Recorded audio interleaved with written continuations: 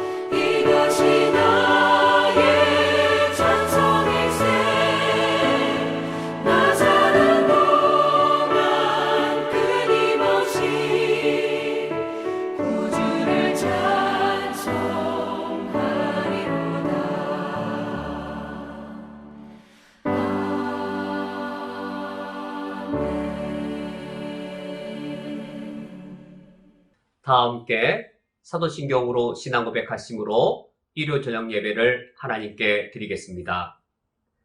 전능하사 전지를 만드신 하나님 아버지를 내가 믿사오며 그 외아들 우리 주 예수 그리스도를 믿사오니 이는 성령으로 잉태하사 동정녀 마리아에게 나시고 본디오 빌라도에게 고난을 받으사 십자가에 못 박혀 죽으시고 장사한 지 사흘 만에 죽은 자 가운데에서 다시 살아나시며 하늘에 오르사 전능하신 하나님 우편에 앉아 계시다가 저리로서 산자와 죽은 자를 심판하러 오시리라.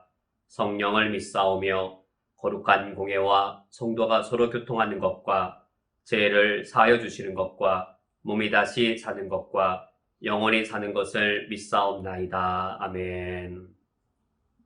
하나님 아버지, 이 세상의 어려움이 아무리 클지라도 우리를 향하신 하나님의 사랑과 그 사랑의 능력이 더 크오니 주님을 찬양합니다. 어려움 속에 있을지라도 저희들이 주의 사랑 안에 머물기에 이 시간 우리를 사랑하시고 우리를 지키시며 크신 권세로 우리를 보호하신 하나님을 예배하기 위하여 이 자리에 함께 모였습니다. 하나님의 크신 은혜를 노래하며 찬양할 때에 우리가 주님께 드리는 이 예배가 하나님께 온전한 영광이 되게 하여 주옵소서. 예수 그리스도의 이름으로 기도합니다. 아멘. 다 함께 찬송가 304장 그 크신 하나님의 사랑 찬양하겠습니다.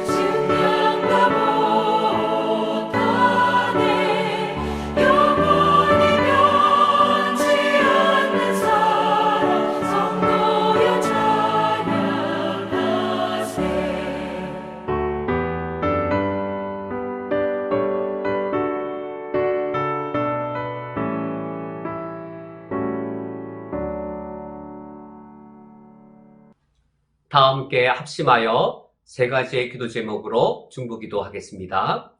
첫 번째로 우리 교회를 위하여 기도를 부탁드립니다. 코로나의 위기를 통과하면서 우리 교회가 영적으로 더 강한 교회로 훈련받도록 우리 교회가 예배 공동체로서 교제와 양육과 전도와 선교의 사역을 감당할 수 있도록 우리 교회가 중동 지역의 선교사님들에게 힘이 되는 교회가 될 수 있도록 기도를 부탁드립니다. 두 번째로 NECK를 위하여 기도를 부탁드립니다. 엠마누엘 목사님을 비롯한 NECK 지도자들을 지켜주시도록 200여 명의 쿠웨이티 그리스도인들이 그들 민족을 위하여 살아계신 하나님을 더욱 경험할 수 있도록 재정적 어려움을 겪고 있는 NECK의 작은 교회들을 지켜주시도록 기도를 부탁드립니다. 세 번째로 선교지를 위하여 재정, 건강, 사역의 어려움을 겪는 중동과 아프리카 지역의 선교사님들을 위하여 선교사님들의 가정과 자녀들을 지켜주시고 돌보아 주시도록 요르단 난민의 긴급 의료 지원 사역을 위하여 기도를 부탁드립니다. 이 시간 이 세 가지 기도 제목을 가지고 합심하여 함께 기도하겠습니다.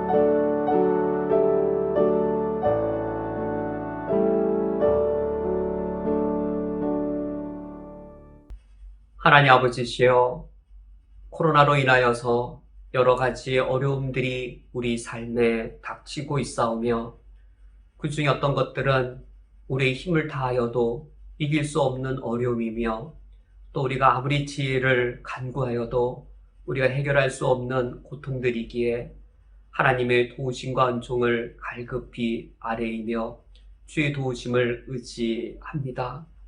하나님 아버지시여, 코로나를 겪으면서 하나님 우리에게 100가지 주시던 것들 중에 한두 가지만 이처럼 멈추셔도 우리가 얼마나 큰 어려움을 겪는지 돌아보게 됩니다. 주님이 우리에게 얼마나 풍족하게 주셨으며 우리의 필요를 채워주셨는지, 우리가 일상으로 누리고 평범하게 누리던 것들이 얼마나 주님의 은혜로 가득 찼던 것인지를 저희들이 뒤늦게 돌이켜보며 깨닫사오니 저희들의 우둔함을 긍휼히 여겨 주시옵소서. 하나님께서 우리에게 100가지 주시던 것들 중에 이제 한두 가지 것들이 잠시 멈추었지만 아직도 우리에게 99가지의 주의 은총들이 있사오니 하늘에는 여전히 해가 빛나며 이 땅에는 여전히 신선한 공기가 있으며 우리 삶 속에 주님이 베풀어 주시는 일용할 양식들이 있사오니 하나님이 여전히 더욱더 많은 풍성함으로 우리를 돌보시고 지켜주시는 그 하나님의 선한 손길을 저희들이 발견하며 어려움 속에서 더욱더 주님을 찬양하며 이 어려움보다 더 능하신 하나님의 능력의 손길을 저희들이 발견할 수 있게 하여 주시옵소서. 하나님 아버지시여, 우리만 스스로를 바라보는 것이 아니라 이 시기를 통과하면서 저희들이 하늘을 바라보게 하여 주시옵고 우리 이웃을 바라보게 하여 주시옵고 하나님이 땅끝까지 바라보시며 모든 민족을 주님의 마음에 품으신 것처럼 저희들도 하나님 아버지의 넓고 깊은 것들을 조금이라도 더 배우며 훈련받는 기간이 되게 하여 주옵소서.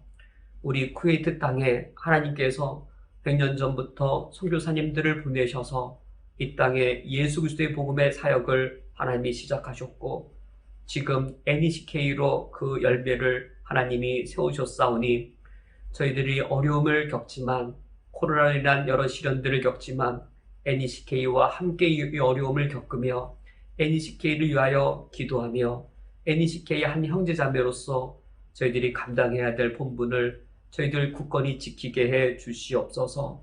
엠마누엘 목사님과 NECK 지도자들에게 영적 지도력과 분별력을 더해 주시어서 쿠웨이트 땅과 이 민족이 어려움을 겪을 때에 NECK가 바르고도 온전하고도 힘있는 영향력을 영적으로 발휘할 수 있도록 인도하여 주시옵고, 엠마누엘 목사님의 강건함과 건강과 영적 지혜를 날마다 지키어 주시옵소서. 이 쿠웨이트 땅에 200여 명의 쿠웨이티 그리스도인들이 있습니다.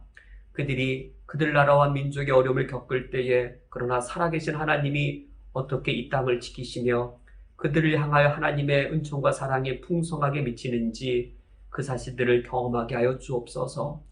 애굽 땅에 10가지 재앙이 다 미칠지라도 고센 땅에 하나님 선택한 백성 이스라엘 백성들에게 하나님의 도우심이 그들에게 임하였던 것처럼 하나님께서 200여 명의 쿠웨이티 그리스도인들을 새롭게 돌보시고 새로운 능력으로 그들을 하나님 인도하시는 은혜들을 경험하는 때가 되게 하여 주옵소서. NECK 안에 재정적인 어려움을 겪는 여러 컨그리게이션이 있다는 소식을 듣습니다. 하나님께서 그 컨그리게이션 하나하나 위에 세밀한 돌보심과 지키심을 더하여 주시옵고, NECK 멤버로서 우리 교회도 감당해야 될 몫이 있다면 함께 한 형제자매로서 그 몫을 감당하게 하여 주시옵소서. 선교지의 어려운 수익들을 듣습니다. 선교지를 지키지 못하고 떠날 수밖에 없는 선교사님들의 안타까운 소식을 들으며 코로나가 매우 심각하게 확산되어서 선교사님과 사역지의 건강과 안전이 위태로운 소식을 듣사오니 하나님께서 선교지에서 예수 그리스도의 복음과 사랑을 전파하시는 우리 선교사님과 그 가정과 자녀들을 먼저 돌보아 주시옵소서. 예수 그리스도의 사랑과 능력이 이런 코로나 시기를 통하여서 오히려 더욱더 예수의 사랑이 드러나며 예수 그리스도의 사랑이 능력으로 이루어지는 시기로 삼아 주옵소서. 예수 그리스도의 이름으로 기도합니다. 아멘. 성경 봉독하겠습니다. 오늘 성경 말씀은 신약성경 로마서 8장 31절부터 39절까지의 말씀입니다. 오늘 성경 말씀을 제가 봉독해 드리겠습니다.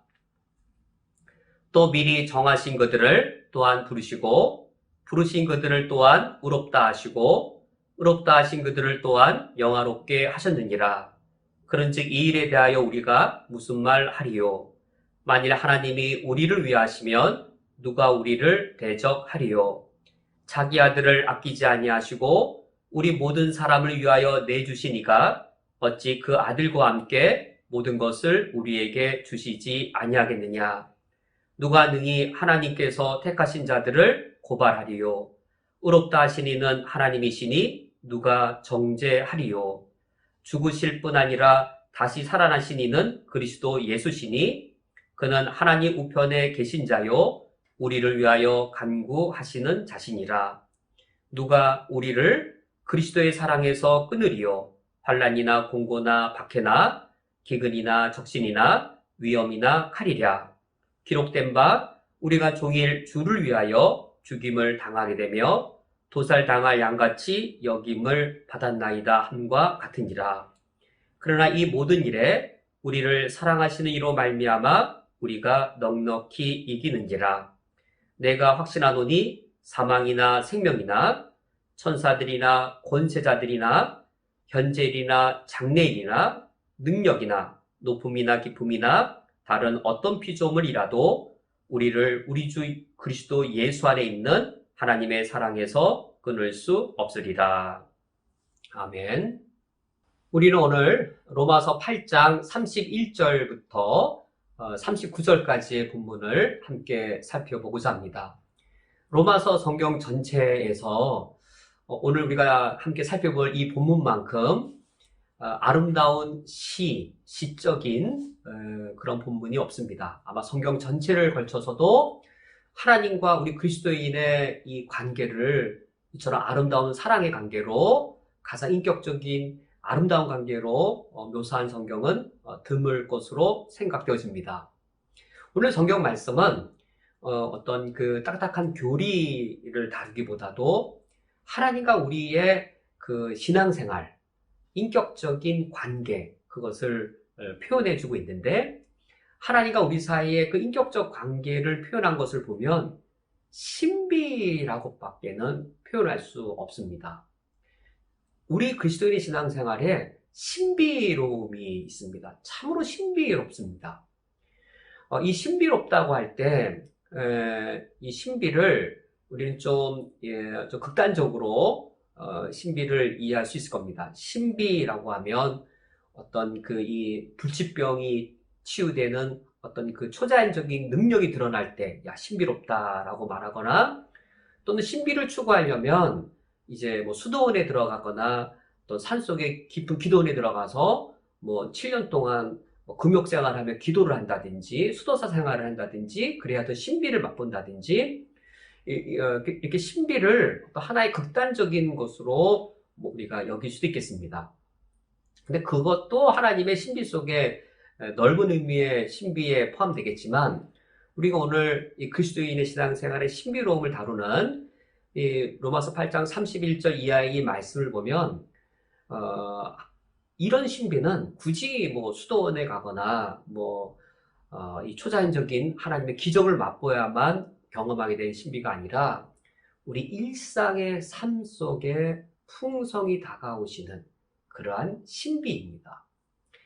우리 그리스도인의 신앙생활의 신비는 평범한 내 가정생활에, 내가 아이를 낳고 아이를 기르는 그런 우리 가정생활에, 그리고 내가 출근을 해서 일하는 일터에, 내가 하는 일이 만약에 상점에서 물건을 공급받아서 판매하는 일이라면 같이 우리가 이 가게문을 열고 손님을 맞이하고 물건을 파는 그런 나의 삶의 현장에 그 하나님의 신비로움들이 우리에게 임하고 있습니다. 그 신비는 대단히 인격적인 겁니다. 어떤 초자연적인 능력을 경험해야 되는 어떤 인격적인 것보다 어떤 능력적인 거라든지 어떤 깊은 산속에 들어가서 돌을 닦아야 되는 어떤 그런 종교적인 것이라기보다도 그냥 하나님과 나 사이에 대단히 평범한 우리 일상생활에서 경험되어지는 인격적인 것인데 그게 신비입니다. 인격적인데 신비롭다? 과연 무엇일까요? 인격적인데 신비롭다?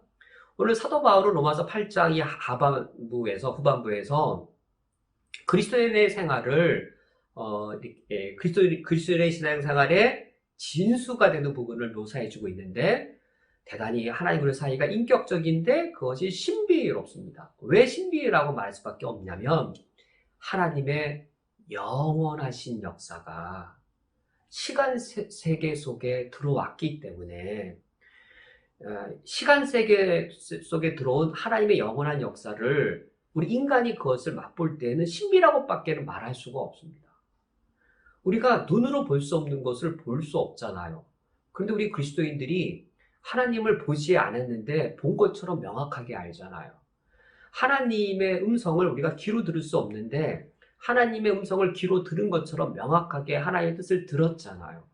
그러니까 신비라고밖에는 표현할 수 없는 하나님의 영원하신 역사가 어디 깊은 수도원에 가야만 거기 가서야 하나님의 음성을 듣고 또는 교통사고가 나서 죽을 지경이 되었는데 기적이 나타나서 내가 살아나는 그런 기적의 현장이 되어야 하나님을 만날 수 있는 게 아니라 그냥 우리의 어제, 오늘, 내일이라고 하는 이런 시간, 평범한 우리 일상.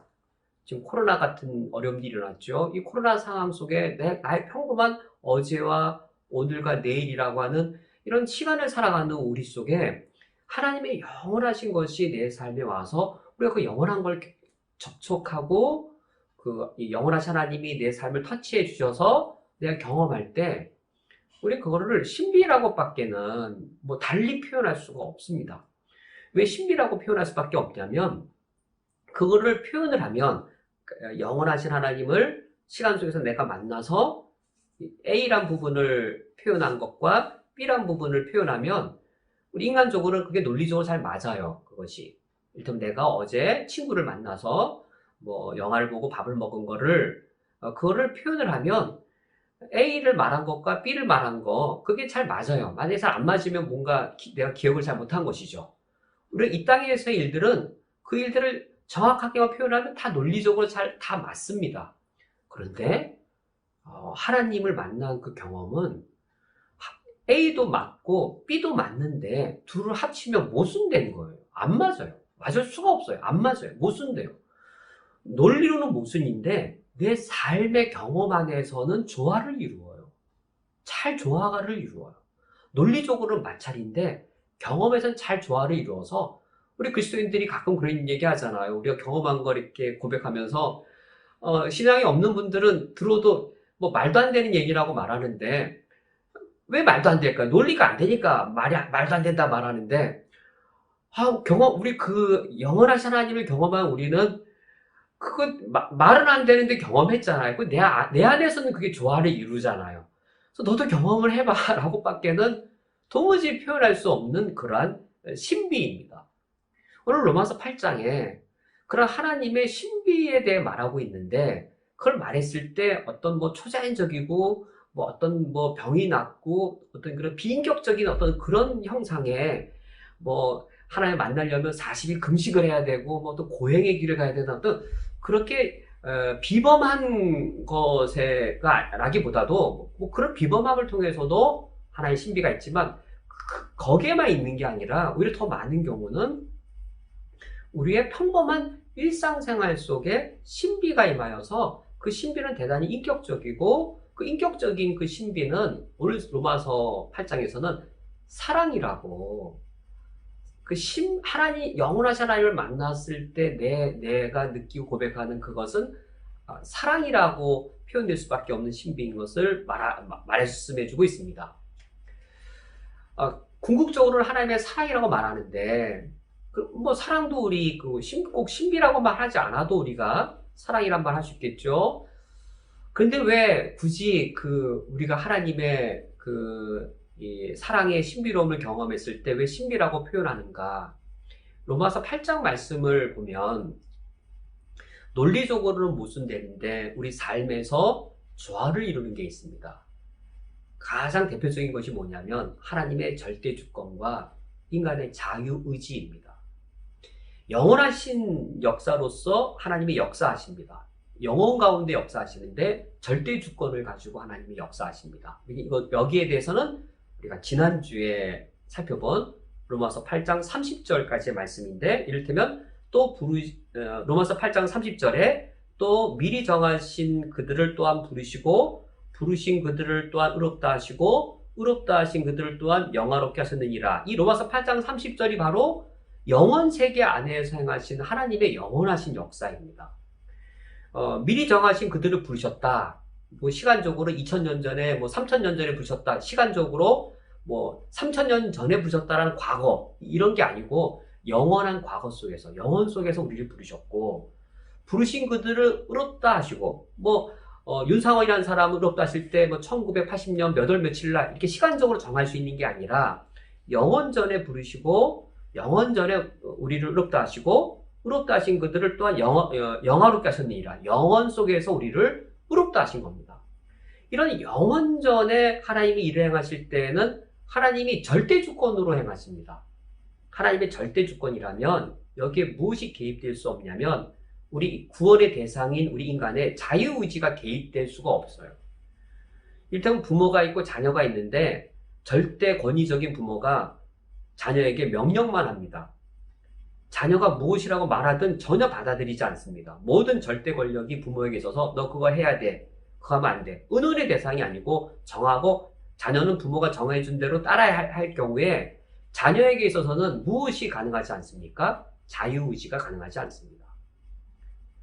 그런데 왜 신비냐면 하나님이 우리를 구원하시는 그 영원하신 역사 속에서 하나님이 절대 주권을 가지고 우리를 구원하셨는데 이 영원하신 역사가 시간 속에 들어와서 내가 그 하나의 영원하신 역사를 내가 만나서 하나님이 나를 부르시고 나를 의롭다 하시고 나를 영화롭게 하시는 것을 우리가 시간 속에서 경험하잖아요. 과거, 현재, 미래. 시간 속에서 우리가 경험하잖아요. 날 전도하려던 A란 선배 형이 날 만나러 오고, 내가 그 형을 거절을 하고, B라는 누나가 왔지만 또 거절을 하고, 우연찮게 어떻게 집회 갔다 말씀을 들어서 내 마음이 열리고, 우리 시간 속에서 이렇게 경험을 하잖아요. 시간 속에서 경험할 때 하나님이 과연 내 자유의지를 무시하셨는지, 내 자유의지를 존중하셨는지를 보면, 내가 거절했단 말은 뭘까요? A라는 선배 형이 왔을 때 나 싫어, 형 안 갈래 라고 거절했단 말은 뭘까요? 내 자유의지가 충분했다는 거예요. 근데 어느 날 친구 C가 나한테 와서 가자 해서 그날따라 그 친구의 말을 거절할 수가 없어서 내가 갔어요. 내 자유의지로 갔어요. 갔다가 내가 주님의 말씀을 들은 거예요. 그러니까 경험을 해봤을 때, 근데 우리가 이제 예수님 믿고 나서는 보면 뭐예요? 내가 내 뜻대로 다 한 것 같은데, 그런데 강한 의지가 나를 인도해 온 게 느껴지잖아요. 그래서 우리는 하나님이 날 선택하셨다, 예정하셨다라고 표현을 하잖아요. 분명히 나는 오늘의 일을 순수하게 내 자유의지로 그걸 결정했는데, 돌아보고 났더니 그런 나의 자유의지들이 어떤 하나의 강력한 이 신의 절대의지로 거기에 수렴되어지는. 그런데 내가 하나하나 이 결정할 때 누군가의 어떤 그 신의 어떤 이 강압적인 이 공포에 의해서 내가 이 자유의지를 박탈당한 가운데 했던 것이 전혀 아니었던 것이죠. 그래서 우리 그리스도인들의 신앙생활은 신비라고 밖에는 말을 할 수가 없습니다. 왜 신비라고 밖에 말을 할 수 없냐면 하나님의 영원하신 역사를 우리가 시간 속에서 경험하는데, 그래서 하나님의 절대 주권과 나의 이 자유의지, 논리적으로는 모순되는 것인데 경험 속에서는 조화를 이룹니다. 이 인격적인 관계를 비인격적인 게 아닌 것이었어요. 종교적인 것도 아니었어요. 하나님과 나 사이에 1대1로서의 나의 하나님, 그 하나님 앞에서의 나. 하나님이 나만 바라보는 것 같고, 하나님 나만 생각하시는 것 같고, 하나님과의 사랑에 푹 빠졌을 때 그게 느껴지잖아요.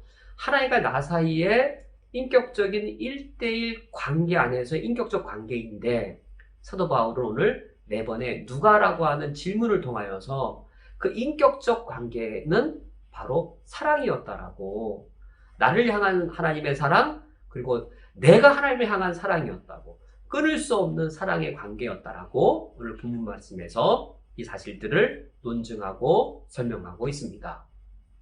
만일로 시작하는 첫 번째 물음이 31절 말씀에 있습니다. 31절 말씀을 보시면 그런즉 이 일에 대하여 우리가 무슨 말 하리요? 여기 이 일에 대하여가 제가 방금 전에도 말씀드린 그 30절에 또 미리 정하신 그들을 또한 부르시고 부르신 그들을 또한 의롭다 하시고 의롭다 하신 그들을 또한 영화롭게 하셨느니라. 그러니까 영원 속에서 우리를 하나님이 구원하신 그 주님이 시간 속에서 우리를 이처럼 구원해 주신 일에 대하여 우리가 무슨 말을 할 수 있겠느냐라는 것이죠. 그러면서 첫 번째 만일로 시작되는 물음, 만일 하나님이 우리를 위하시면 누가 우리를 대적하리요?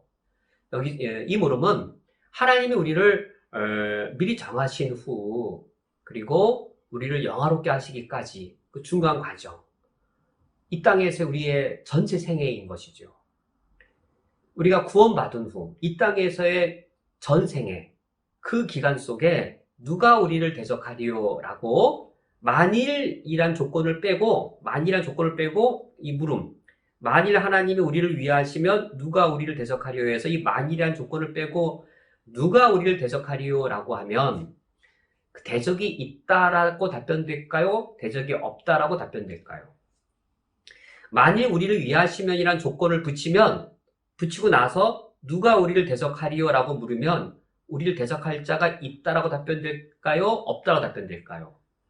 우선 만일이란 조건을 빼고 우리가 구원받고 나서 이 땅에 하나님 우리를 영화롭게 하시기까지 우리 그리스도인들의 전생에 이 생애를 살아갈 동안 누가 우리를 대적하리요라고 물을 때 대적할 자가 있습니까? 없습니까? 없는 것이 아니라 있습니다. 있는 정도가 아니라 너무나도 많습니다. 우리가 구원받은 후 이 땅을 살아가는 동안 우리의 대적자들은 너무나도 많습니다. 최소한 셋이 있죠, 대적이. 첫 번째 대적은 내 자신입니다. 내 안에 있는 죄입니다. 육신이라고 성경에서 주로 그런 경우 표현하죠. 내 안에 있는 육신, 내 안에 있는 죄, 육신. 구원받은 후 그리스도인답게 살아가지 못하도록 가로막는 첫 번째 대적이 내 안에 있는 죄, 육신입니다. 그리스도인들처럼 그리스도인답게 돈을 벌고 그리스도인답게 돈을 쓰고 그리스도인답게 사랑을 하고 그리스도인답게 나도 사랑을 받고 이런 일을 행하고자 할 때에 무엇이 대적이냐면 내 속에 있는 죄, 육신이 대적이 되죠. 뿐만 아니라 우리가 또 많이 경험하죠. 내가 신앙생활을 하려고 하는데 교회 안에서든 또 비그리스도인이든 내 주변에 내 삶 가까이에 있는 이웃들, 특별히 우리가 혈육 중에 예수님 믿지 않는 혈육이 있으면 신앙생활에 큰 장애가 될 수도 있겠고, 또 직장 생활을 할 때에 믿지 않는 상사가 날 미워하면 참 신앙생활에 여러 고통들을 겪을 수도 있습니다. 세 번째는 이 세상 자체입니다. 하나님을 적대시하는 이 세상. 이 세상에 정치, 경제, 사회라고 하는 이 흐름이 바른 신앙을 가지고 바른 양심과 윤리를 지키며 살아가는 것을 허용하지를 않는 것이죠. 그래서 우리가 구원받은 후 하나님 우리를 영화롭게 하실까지 우리가 살아가고자 할 때에 누가 우리를 대적하리요? 라고 말할 때 아무도 없습니다라는 답변이 아니라 너무나도 많습니다. 내 자신이, 그리고 우리 주변에 있는 사람들이, 그리고 내가 살아가는 이 땅의 세상적인 이 체계 자체가 우리를 대적합니다라고 말할 수밖에 없지요. 그래서 이 C.H. 다드라고 하는 이 오래전 학자인데 이렇게 표현합니다. 때로는 재난이 닥칠 때면 온 우주가 우리를 대적하는 것처럼 보입니다. 우리 그리스도인들이 환난 속에 있을 때, 믿음 지키며 살아갈 때, 또 요즘처럼 코로나의 상황 속에 정말로 우리가 이 경제적으로든 건강에서든 또 미래의 불안의 어려움이든 여러 가지 겪을 때 이런 심정이죠. 때로는 재난이 닥칠 때면 온 우주가 우리를 대적하는 것처럼 보입니다. 사방에 둘러싼 모든 것이 우리를 대적하는 것처럼 보입니다.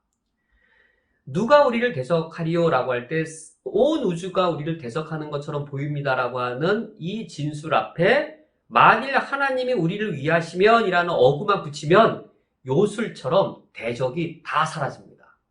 만일 하나님이 우리를 위하시면 이라는 말만 붙이면 우리를 대적한 자가 있습니까? 없습니까? 물으면 순식간에 우리 대적자들은 다 안개처럼 사라지게 되어집니다. 하나님의 영원하신 역사, 그것이 시간 밖에 있는 게 아니고 어떤 하나님의 우리를 구원하시는 절대 주권의 역사가 우리가 뭐 수도원에 가서 뭐 1년 동안 돌을 닦아야 그 영원하신 하나님의 은혜를 누리는 게 아니라 우리 삶의 일상의 삶의 터전에서 하나님의 영원하신 역사가 우리에게 있는 것이죠. 우리를 강하게. 어떤 강한 역사냐면 만일 하나님이 우리를 위하시면, 하나님이 우리를 위하시면. 그런데 우리는 만일이라고 하는 이것이 조건이 아니라 이미 사실인 것을 경험하여 확신하는 사람들입니다. 하나님이 나를 위하신다는 사실을 우리가 확신한 것이죠. 아브라함 링컨 대통령의 그 신앙의 자세, 내가 하나님 편에 서는 것이 아니라 하나님이 내 편에 서 계시다고. 정말로 이 그리스도인의 귀한 신앙생활입니다. 우리가 하나님을 위해 살아가는 게 아니고 하나님이 우리를 위해 역사하고 계신 것이죠. 하나님이 우리를 위하여 일하시기 때문에 우리는 그것에 합당한 본분, 하나님 우리를 위하시니 우리의 마땅한 태도는 뭘까요? 우리도 하나님을 위해야 되는 것이죠. 우리는 하나님을 위해서는 안 된다는 게 아니라 우리가 하나님을 위해 뭔가 살아가는 게 아니라 하나님이 우리를 위하시기 때문에 그걸 경험할 때 하나님을 예배하고 싶고 하나님을 경배하고 싶어서 그 예배와 경배 합당한 태도로 마땅히 나도 하나님을 위하여 살아야 되겠다라고 반응으로써 우리가 하나님을 위해 있는 것이죠.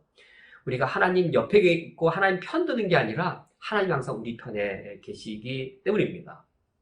하나님이 우리를 위하신다는 것은 구체적으로 무엇인가? 32절에 이제 사도 바울이 누가 우리를 대적하리요?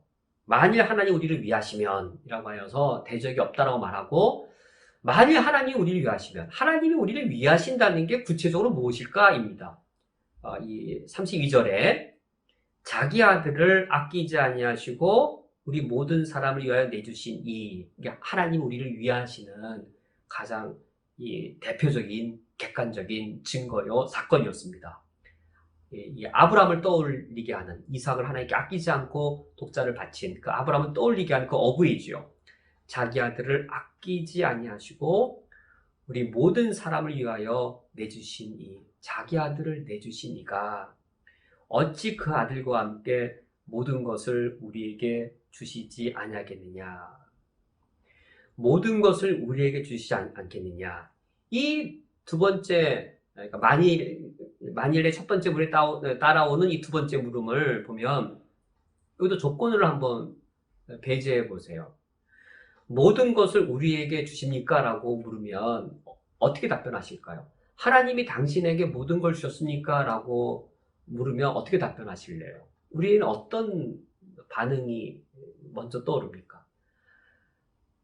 우리는 어제도 하나님 이거 주세요, 저거 주세요 기도했고, 오늘도 기도할 때 하나님 나 이것이 필요하고 저것이 필요하니 이거 주세요 라고 우리가 기도하면서 날마다 우리의 필요한 것들을 구하면서 하나님은 우리에게 모든 것을 주시는 분이 아니라 우리에게 필요한 것들 중에 일부를 주시는 분이라고 생각할 수 있겠죠.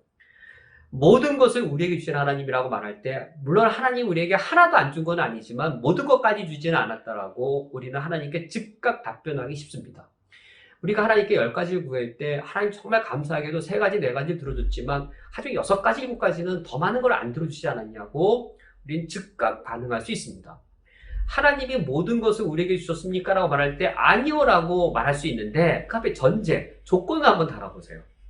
어찌 그 아들과 함께, 이것이 이 전제 조건이 되어 함께 들려주는 순간 우리는 모든 것을 우리에게 주시지 않냐는 이 물음에 대해 모든 것을 주실 것이다 라고 완전히 답변이 달라지게 됩니다.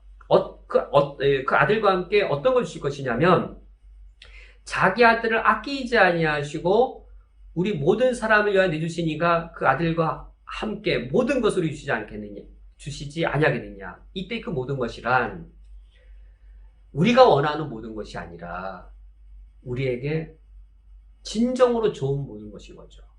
우리가 원하는 모든 걸 주신 것이 아니라 아들과 함께 우리에게 주시는 모든 것이란 정말로 우리를 위한 것, 우리를 위하여 주시잖아요. 만일 하나님이 우리를 위하시면 이라고 할 때 우리가 원하는 걸 주시는 게 아니라 정말로 우리를 위한 것, 때로는 이렇게 쓴약일 수도 있겠고 때로는 그것이 우리에게 채찍일 수도 있겠고 우리 미성숙함을 단련시키기 위한 연단일 수도 있겠고, 그래서 그리스도의 삶이 평안하고 순탄한 것만이 아니라 때로는 굴곡이 있을 수도 있겠고 때로는 나의 가장 아픈 부분을 찌르는 하나님의 책망도 포함될 수도 있겠지만 그걸 왜 주시는가? 우리를 위한 것이기 때문인 것이죠. 하나님이 그 아들을 우리에게 기꺼이 내어 주셨습니다. 유다는 돈 때문에 예수님을 십자가의 죽음에 내어줬습니다. 빌라도는 백성들의 반란이라고 하는 두려움 때문에 예수님을 십자가에 내어주었습니다. 십자가에 못 박으시오, 십자가에 못 박으시오, 저 예수를 십자가에 못 박으십시오, 바라바를 내주고 예수를 십자가에 못 박으십시오 라고 말한 유대인들은 시기심 때문에 예수님 십자가에 내어줬습니다. 가룟 유다가 돈 때문에, 빌라도가 두려움 때문에, 유대인들이 시기심 때문에 예수님을 십자가에 내어주었다면 로마서 8장 32절 자기 아들을 아끼지 아니하시고 모든 사람을 위하여 내주시니, 우리 하나님은 무엇 때문에 그 아들을 십자가에 내어주셨을까요? 하나님의 그 영원하신 역사, 절대주권, 우리를 구원하고자 하신 하나님의 절대주권이 시간 속에 들어와서 우리를 구원해 내셨는데 그래서 우리를 위하여 무엇을 하셨냐면 아들을 주셨습니다. 아들 주신 걸 볼 때 하나님은 우리를 위한 거라면 모든 걸 주십니다. 우리가 원하는 걸 모두 주시면 그건 우리를 위한 일이 아닌 거죠. 우리를 위한 모든 걸 주십니다. 아들을 주셨기 때문에. 하나님은 무엇 때문에 아들까지 내어 주신 것일까요? 우리를 위한 내어 주심은 바로 사랑 때문인 것이죠. 사도 바울이 하나님과 우리의 관계, 그 신비라고 밖에 표현할 수 없는, 하늘과 땅을 창조한 창조주가 날 사랑한 것 자체가 신비 아닌지요. 바로 하나님께서는 우리를 사랑하시기 때문에, 우리를 위하시기 때문에 우리를 위한 모든 것을 다 내어 주십니다. 그러므로 누가 우리를 대적하리요? 하나님이 우리를 위하시기 때문에 우리의 대적자는 아무도 없습니다. 이제 로마서 8장 33절과 34절의 말씀을 살펴보겠습니다. 만일 누가라는 형식의 4개의 질문 중에 두 번째와 세 번째 질문이 33절과 34절에 각각 등장하고 있습니다. 첫 번째 그 만일 누가의 그 질문이 우리가 구원받은 후 이 땅을 살아가는 그리스도인의 삶의 무대, 그것이 전체가 되어서 그런 질문과 답변이 오갔다면 이 33절과 34절은 넓기보다 좀 좁은 상황을 설정하고 있습니다. 33절에 누가 능히 고발하리요? 34절에 누가 정죄하리요? 고발하고 정죄하는 것. 우리 일상적인 어떤 가정이나 직장의 그런 무대가 아니고 이제 재판하는 장면으로 이제 무대가 바뀌게 되어집니다. 재판석에 누가 있을까요? 재판장이 있겠고, 그리고 그 재판장 앞에 죄를 지은 그 죄인이 있을 겁니다. 우리가 그 죄인인 것이죠. 그 죄인의 죄를 여기 33절 누가 능히 고발하리요? 고발하는 사람. 34절 누가 정죄하리요? 이처럼 내 죄를 고발하고 정죄하는 사람이 있겠고, 검사죠. 그럼 검사가 우리 죄를 고발하고 정죄할 때에 나를 변호하는 변호사가 있을 겁니다. 그렇다면 이 재판석에서 이 재판관은 누구고 검사는 누구고 변호사는 누구일까요? 이제 33절, 34절에서 어떤 그런 우리의 죄가 정죄받고 심판받는 그 장면들을 연상하면서 이에 대해 말씀해주고 있습니다. 우선 누가 능히 정죄하리요? 누가 능히 고발하리요? 과연 그럴 사람이 있을까요? 33절 누가 능히 고발하리요? 우리 성도님들이 살아오시면서 내 죄를 고발하는 일 당해본 적이 거의 없는지요? 누가 정죄하리요? 내가 죄를 짓거나 내가 잘못을 범했을 때 나를 정죄하는 사람이 거의 없는지요? 너무 많은지요? 우리가 구원받은 이후에 하나님의 영원하신 역사 속에 하나님이 나를 미리 아셨고 미리 아신 우리를 나를 의롭다고 여기시고 의롭다 하신 나를 하나님께서 영화롭게까지 하셨지만 우리가 그 하나님의 구원을 경험하면서 나 의인 되었구나. 나 이제 더 이상 죄인이 아니구나. 나 대단히 거룩해졌는걸. 20년 신앙생활 했더니 정말 많이 거룩해지고 이제는 세상에 때 하나 안 묻은 아주 깨끗한 사람이야 라고 그렇게 고백이 나오는지요?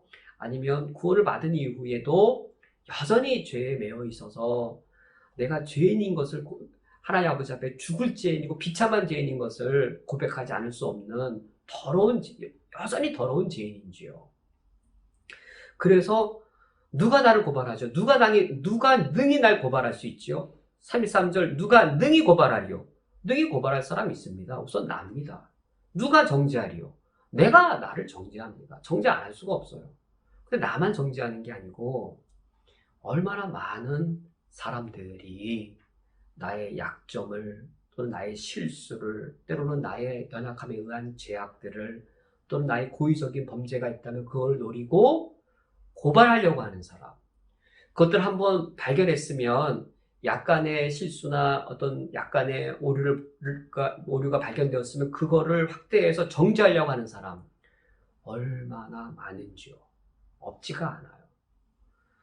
근데 나의 연약함이나 실수 정도가 아니라 때로는 내가 진짜 죄를 범할 때가 있잖아요. 그때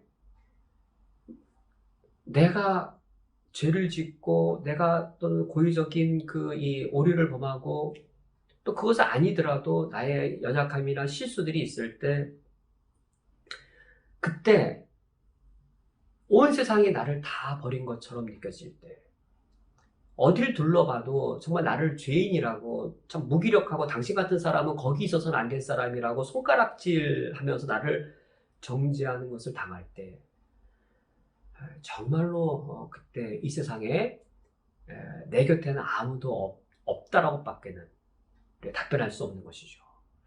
그런데 이때 조건이 있는 거예요.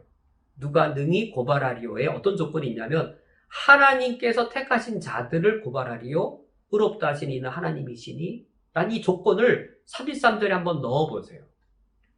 이 하나님은 재판석에 어떤 위치에 있는 분일까요? 재판장, 검사, 그리고 변호인, 죄인이 있습니다. 이 검사가 바로 이 사탄이죠. 우리를 고발합니다. 이러이러한 죄를 지었고 때로는 저렇게 연약하고 저렇게 무능하고 우리를 고발합니다. 그런데도 목사입니까? 그런데도 저런 자를 여전히 목사로 세울 겁니까? 라고 이제 고발합니다.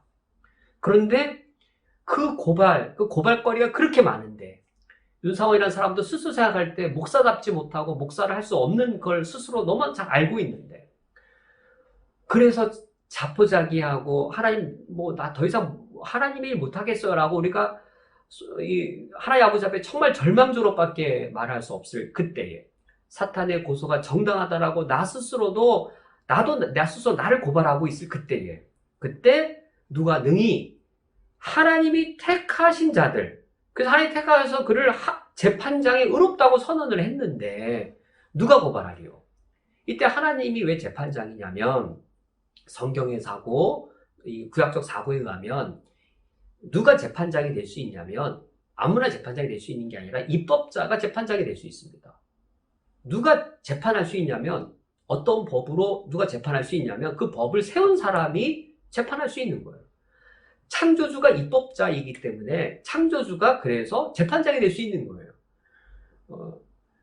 우리나라의 법을 어긴 거를 제3국에서 재판 못 하잖아요. 우리나라 법을 어겼어. 우리나라 법정에서 재판할 수 있는 것이죠.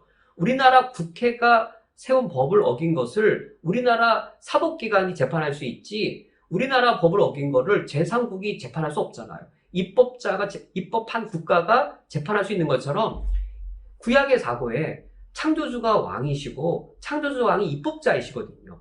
창조주 왕의 법을 어겼으면 하나님이 심판자가 되세요. 하나님께 죄를 범했습니다.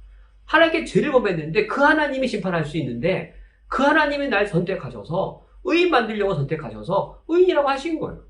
재판장이 의인이라고 말하는데 누가 나를 정죄할 수 있냐 이겁니다. 누가 나를 고발할 수 있냐 이겁니다. 하나님께 죄를 지었는데 내가 죄를 지은 그 당사자인 하나님이 재판장이 되셔서 나를 의롭다고 선언했는데 누가 능히 하나님이 택하신 자를 고발할 수 있겠느냐라고 하는 겁니다. 그런데도 사탄이 계속해서 나의 죄악과 연약함을 드러내서 송사하고 고발할 때에 34절 누가 정죄하리요? 하나님 아무리 하나님 재판장이셔도 죄 지은 자를 그렇게 아무 근거 없이 용서할 수 있습니까? 하나님은 공의 하나님이니 죄값을 치르게 해야 되지요? 라고 계속해서 우리를 정죄할 때에 34절 죽으실 뿐 아니라 다시 살아나신 이는 그리스도 예수시니 이 죽으시고 살아나신 이 사건은 죄인인 우리의 죄값을 치르신 그래서 죄인인 우리를 의인 만드신 우리 죄값을 정당하게 치르신 그 사건이었습니다. 그 예수 그리스도께서 3절 하반절 그는 하나님의 우편에 계신 자요 우리를 위하여 간구하시는 자신이라. 바로 예수님께서 사탄을 향하여 우리를 정죄 사탄을 향하여 우리를 변호하시고 우리를 위하여 우리 죄가 속죄된 것을 위하여 재판장에게 간구하시는 거죠. 내가 바로 저 윤상원이라는 저 죄인을 위해 윤상원이라는 죄인의 죄값을 치르기 위해 내가 십자가에 직접 죽었고 저를 의인 만들기 위해 직접 살아났습니다. 내가 십자가에 죽고 부활한 것은 바로 저 윤상원이라고 하는 저 못된 죄인을 위한 겁니다. 라고 예수님이 하나님을 향하여 직접 간구하신 거죠. 하나님 우편에 계셔서 우리 죄를 위하여 내 죄를 위하여 간구하시기 때문에 누가 감히 우리 죄를 정죄할 수 있겠습니까? 우리가 죄를 지었을 때 하나님 아버지 앞에서는 정말 가슴을 찢으면서 우리가 원통해야 하고 상한 마음을 가져야겠습니다. 정말 우리가 다시 죄를 지어서는 안 되겠습니다. 그러나 사탄이 우리 죄를 이처럼 고발하고 정죄할 때는 우리가 좀 단순히 표현해 좀 뻔뻔해져야 되겠죠. 우리 죄를 고발할 때 네가 뭔데 고발하느냐. 창조주 왕께서, 재판장이신 왕께서 나를 예수 그리스도의 의로 나를 의롭다 했는데 네가 뭔데 나를 정죄하느냐. 네가 뭔데 날 고발하느냐. 나의 주 예수 그리스도가 내 죄를 속하기 위해 완벽하게 내 죄를 깨끗하게 했는데 네가 뭐라고 내 죄를 고발하느냐라고 사탄 앞에서 우리가 당당하게 서서 사탄을 고소하는 소리에 우리가 귀를 열 필요가 전혀 없습니다. 오히려 그때 우리가 담대하고 당당하게 사도 바울이 지금 말한 것처럼 누가 능히 우리를 고발할 수 있겠으며 누가 우리를 정죄할 수 있겠느냐. 우리가 죄를 지었을 때 한없이 하나님 아버지 앞에서는 고개를 숙이고 가슴을 찢고 상한 마음으로 죄를 돌이켜야 되겠지만 그러나 우리가 범죄했다고 하여서 주님이 우리를 다시금 버리는 일이 전혀 없습니다. 우리가 하나님이 우리를 이처럼 사랑하시고 예수 그리스도의 구속의 은혜로 우리를 구원하셨기 때문에 우리 죄에 대하여 이처럼 사탄 앞에서 고소하는 사탄 앞에서는 우리가 당당하게 설 필요가 있겠습니다. 그렇다면 이제 마지막 네 번째 만일 누가의 물음 35절부터 37절까지의 말씀을 통해 살펴보겠습니다. 35절에 누가 우리를 그리스도의 사랑에서 끊으리요. 과연 누가 하나님과 우리 사이에 이런 사랑의 관계를 끊을 수 있겠느냐라고 하면서 이제 이렇게 그 대상들 열거합니다. 환난이나 공고나 박해나 기근이나 적신이나 위험이나 칼이랴. 과연 이러한 것들이 하나님과 우리 사이에 사랑의 관계를 끊어 놓을 수 있겠느냐라고 묻는다는 말은 이것은 무엇을 암시하고 시사하는 것인가요? 우리 그리스도인의 이 땅에서의 삶 속에 어떠한 것들이 닥쳐온다라는 것일까요? 환난과 곤고와 핍박, 기근과 적신, 위험과 칼. 하나님이 우리를 구원하시면 그래 구원받은 이후에 우리의 삶에는 이러한 것들이 없다는 것일까요? 누가 우리를 대적하리요? 누가 우리를 송사하리요? 누가 우리를 비난하리요? 라고 할 때 그 누구도 그럴 수 없다라고 우리가 단언한 것이 이러한 환난이나 기근이 없다란 말인지 아니면 그 누구도 우리를 정죄하지 못하고 그리고 그 누구도 하나님 우리를 위하시는 걸 가로막지 못하는 우리 그리스도의 삶이라 할지라도 이러한 어려움이 있다라는 말이지요. 우리의 삶 속에 정말로 믿음을 지키며 살아가고자 하면 할수록 이런 삶에서 우리가 면제받을 수 없음을 알게 되었습니다. 우리 그리스도인은 어려움을 두 종류로 겪는 거죠. 인생으로서 겪습니다. 그냥 이 땅을 살아가면 예수님 믿는 사람이든 안 믿는 사람이든 일반적으로 겪는 어려움들을 그리스도인들은 똑같이 겪습니다. 똑같이 겪되 그리스도인이어서 더 겪습니다. 코로나란 상황 속에 우리 그리스도인들이 그리스도인이기 때문에 그리스도인들만 사업의 어려움을 안 겪는다든지 코로나에 전염될 위험이 면제받는다든지 그렇지가 않죠. 다 똑같은 위험에 노출되어져 있습니다. 믿음과 상관없습니다. 그 어려움을 똑같이 겪는 데다가 사람들이 어려움을 탈출하는 길이 정직하지 않고 남 속이고 더 이제 이 약삭 빨라서 어려움을 이겨내려고 하죠. 근데 그리스도인은 그래서는 안 되잖아요. 우리는 여전히 믿음을 지켜야 되고 그 믿음을 지킨다는 말이 더 성실하게 일함으로 더 정직해야 되겠고 더 우리가 바른 원칙들을 지켜야 되겠고 더 어려워졌는데 우리 성실함을 가지고 그거를 다 커버하려고 하니 얼마나 어려움이 더 커지나요? 그리스도인의 삶은 이처럼 어려움이 더 배가 되는 삶을 살아서 여기 35절에 이 열거되어져 있는 이 수많은 어려움들을 우리가 겪게 되어집니다. 환난, 공고, 박해 이 세 가지가 첫 번째 쌍인데 환난과 공고와 박해 이것은 세상으로부터 겪는 어려움들입니다. 되게 포괄적인 거죠. 이 세상이 정직하지 않은데 내가 정직하게 살아야 될 때, 이 세상이 불공정한데 그런데 난 공정하게 살려고 할 때 환난과 공고와 박해를 우리는 피할 수 없습니다. 그러다 보면 기근과 적신, 이 적신은 붉은 몸뚱이거든요. 정말 기근, 굶주리는 거죠. 굶주려서 붉은 몸뚱이 하나밖에 너 정말 믿음 지킬래? 너 그럼 몸뚱이 하나로 기근을 겪을 수 있는데 라고 하는 정말로 우리의 1차적인 이 생명의 위협을 겪을 수 있겠고 심지어는 위험과 칼이랴 목숨 걸어야 될 때가 올 수도 있는 것이죠.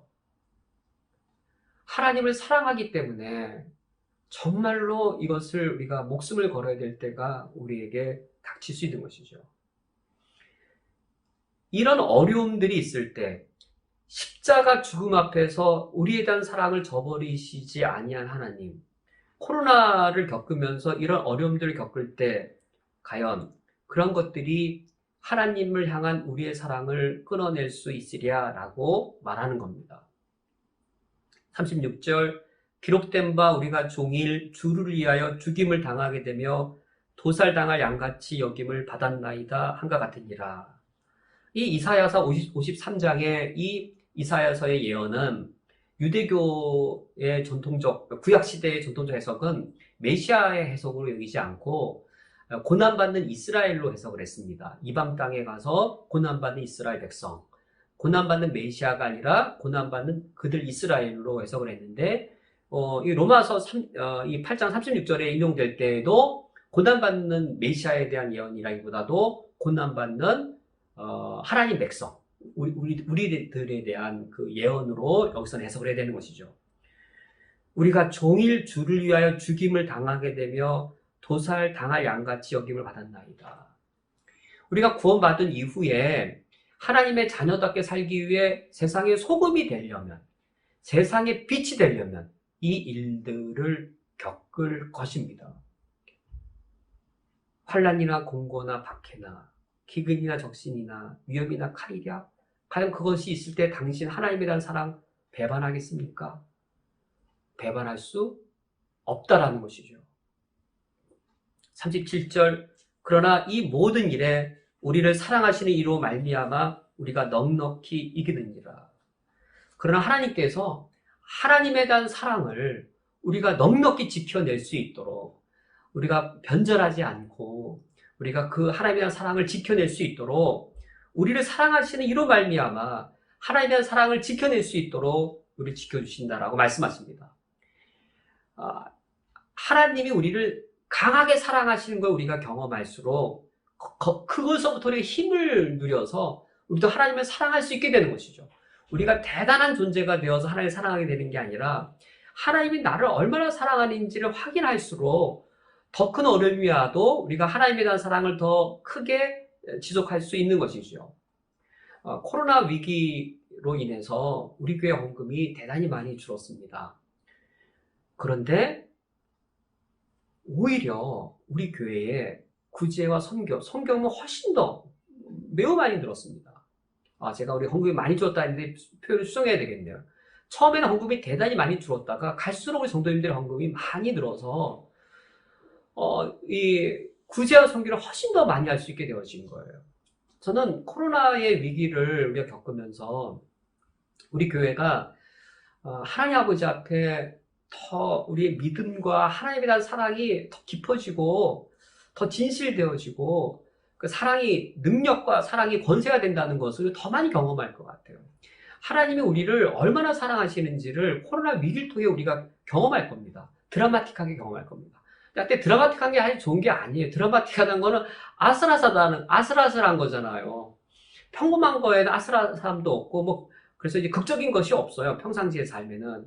그러나 코로나와 같이 이런 극적인 상황에는 하나님 우리를 극적으로 도와주시고 우리를 극적으로 구출해 주시는 하나님의 사랑들이 번쩍일 텐데 한편으로는 그만큼 우리가 애타고 조리고 불안에 떨고 아픔을 겪는 일들이 있겠지만 그것만큼 하나님이 우리를 더 사랑해 주시고 하나님의 사랑이 더 번쩍이는 것을 우리가 더 많이 경험하는 거죠.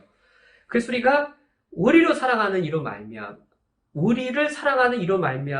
우리가 이기는 겁니다. 우리로 말미암아 우리가 이기는 게 아니라 우리를 사랑하시는 이로 말미암아 우리가 이기는 겁니다. 이게 신비로움이에요. 우리가 이기는데 우리로 말미암아 우리가 이기는 게 아니라 하나님으로 말미암아 우리가 이겨요. 이게 참 신비로운 겁니다. 이길 때 우리가 여전히 연약해요. 연약한 우리가 이기는 거예요. 연약한 우리가 어떻게 이기냐면, 연약한 우리가 강해져서 대적을 이기는 게 아니라, 우리가 대적을 이기는 순간에도 우리가 약해요. 근데 우리를 도우시는 이, 우리를 사랑하시는 이로 말미암아 우리가 강함을 누려서 우리의 대적을 이기게 되어지는 그 신비로움. 우리가 무슨 대단히 신앙이 좋아져서 하나님에 대한 사랑을 변절하지 않을 수 있는 게 아니라, 하나님의 사랑이 너무 크고 너무 신비로워서 그 사랑을 경험하다 보니, 우리도 최소한 하나님 아버지 앞에 우리 본분을 감당해야 되고, 우리도 사랑으로서 하나님께 응답을 해야 되는 것이잖아요. 그래서 우리 하나님을 사랑하는, 하나님에 대한 사랑을 변절하지 않는 일에 우리가 넉넉히 이길 수 있습니다. 그래야 우리가 마지막으로 읽은 38절과 39절, 내가 확신하노니 사망이나 생명이나 천사들이나 권세자들이나 현재일이나 장래일이나 능력이나 높음이나 깊음이나 다른 어떤 피조물이라도 우리를 우리 주 그리스도 예수 안에 있는 하나님의 사랑에서 끊을 수 없으리라. 아멘. 우리가 코로나의 어려움 속에서 이 38절과 39절의 이 하나님의 사랑을 끊어놓고자 하는 이 많은 도전과 이 공격들 우리가 경험하게 될 겁니다. 바울이 겪었던 바들입니다. 사망이나 생명이나 살고 죽는 거잖아요. 천사나 권세들, 이거는 영적인 그 힘들이죠. 현재나 장래일이나 우리가 컨트롤할 수 없는 시간의 일들, 높음이나 깊음이나 이 공간 중에 가장 높은 공간, 가장 낮은 공간, 우리 삶의 그 기복들, 우리가 어떻게 컨트롤할 수 없는 이 땅에 이루어지는 일들, 우리가 코로나를 겪으면서 이 일들을 겪겠지만 그 일들이 오히려 하나님을 향한 우리의 사랑, 우리가 하나님을 사랑하는 것에 그 사랑의 깊이를 더 깊게 하고 하나님을 붙잡는, 하나님 없이는 못 살겠다라고 하는 그 사랑을 더 풍성하게 하여서 우리를 하나님과 우리의 관계의 사랑을 끊을 수 없다라고 바울이 말하고 있습니다. 오늘 말씀을 맺도록 하겠습니다. 오늘 말씀은 그리스도인의 신앙생활의 신비에 관한 말씀입니다. 이 신비는 우리가 우리의 말로 다 표현할 수 없고 우리의 경험으로 다 품을 수 없는 정말 신비 그 자체입니다. 그 신비는 무슨 기적을 행하는 비인격적 사건이 아니라 그 영원하신 하나님이, 창조자 하나님이 고작 나를 사랑했다는, 이렇게 부족한 나를 사랑하는, 잿덩어리에 불과한 나를 사랑하는 그 말로 표현할 수 없는 그 신비입니다. 그 신비로움의 핵심은 바로 사랑입니다. 하나님의 사랑을 많이 받아서 나도 하나님을 더 사랑하게 되는 겁니다. 이해할 수 없는 하나님의 사랑을 받아서 정말로 나도 하나님을 하나둘씩 더 사랑하게 되어지는 그 신비입니다. 오늘 말씀을 기억하면서 우리 이 시간 합심하여 하나님 아버지 앞에 다짐의 기도를 드리시겠습니다. 우리가 오늘 말씀을 들은 것처럼 하나님의 영원하신 역사를 경험하여 구원받은 자들입니다. 구원이 내 의지에 있는 것이 아니라 하나님의 주권에 달려 있습니다. 하나님은 우리를 의인 만드시기를 원하시고 그리고 우리를 하나님의 형상받는 하나님의 아들로 삼으시기를 원합니다. 우리가 하나님 아버지 앞에 신실한 신앙을 지키고 그리고 이 땅에서 여러 가지 어려움들이 있겠지만 그 어려움들이 하나님 향한 믿음과 또 나의 하나님 향한 사랑을 더욱더 부욕해 풍성하게 하는 그런 영적 훈련의 기회로 삼아주시고 그리고 더욱더 하나님 아버지 앞에 사랑 가운데 자라나가는 우리들이 되어질 것을 다짐하는 기도를 함께 드리시겠습니다.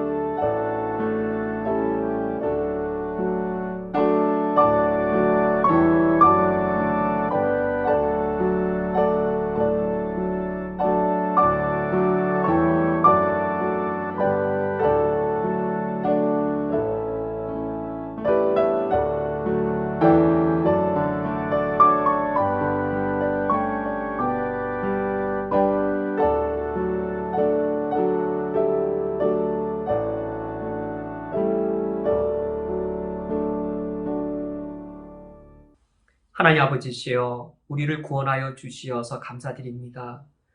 우리가 경험한 하나님은 우리의 이성과 우리의 경험을 뛰어넘으신 참으로 신비로우신 하나님이십니다.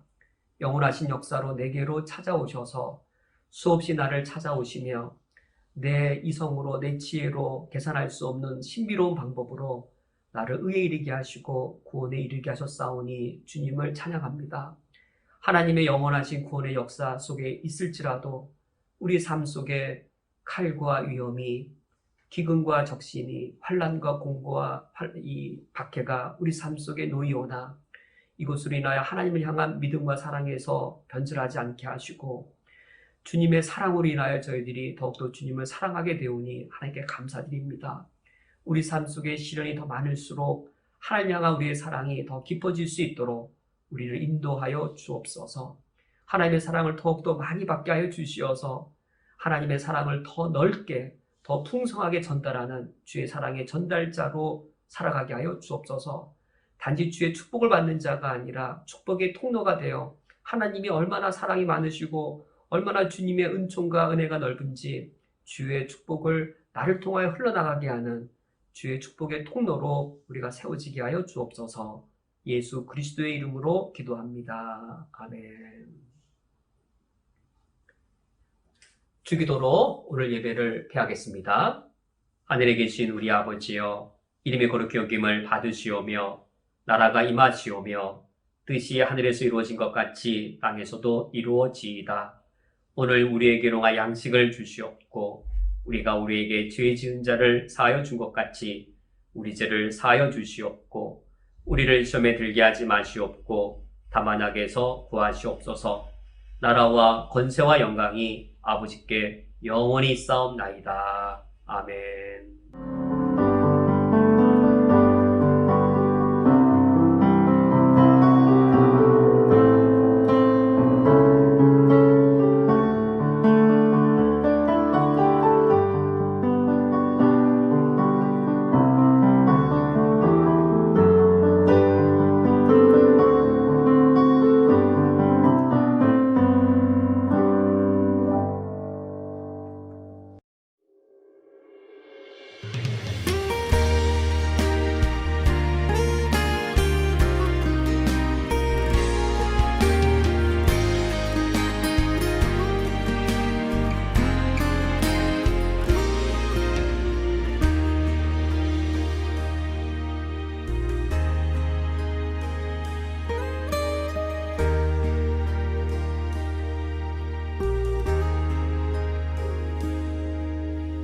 아버지 사랑 내가 노래해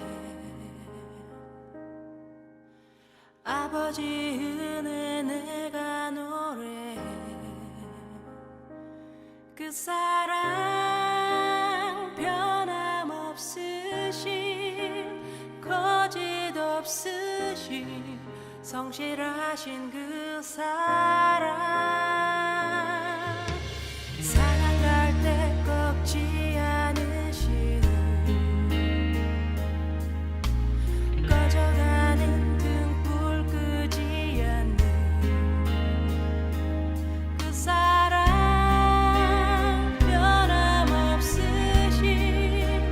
거짓 없으신 성실하신 그 사랑 사랑